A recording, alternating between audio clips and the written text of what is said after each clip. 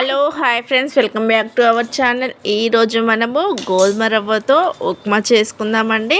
అది మీకు నచ్చిన టేస్ట్తో ఇష్టమైన టేస్ట్ రావాలంటే, మీకు నోటికి రుచిగా ఉండాలంటే ఈ పద్ధతిలో చేయండి. తప్పకుండా రుచిగా వస్తుంది. నాకైతే ఇంత కమ్మటి గోధుమ రవ్వ ఉప్మాను వేడి వేడిగా ఎప్పుడు తినాలా అని ఉన్నది. అందుకోసమైతే నేనైతే మీకోసం అయితే షేర్ అయితే చేస్తున్నాను. మీరు కూడా షేర్ చేయండి, కామెంట్ చేయండి, సబ్స్క్రైబ్ చేయండి. ఓకేనా? ముందుగా మనము స్టవ్ అయితే వెలిగించుకోవాలి. స్టవ్ వెలిగించుకొని ఒక గిన్నె పెట్టుకోవాలండి. గిన్నె వేడాక 3 టీ గ్లాసులు 3 గ్లాసెస్ గోధుమ రవ్వను వేసుకొని దోరగా వేయించుకోవాలి. ఓకేనా? దోరగా అంటే మనకు కొంచెము ఇది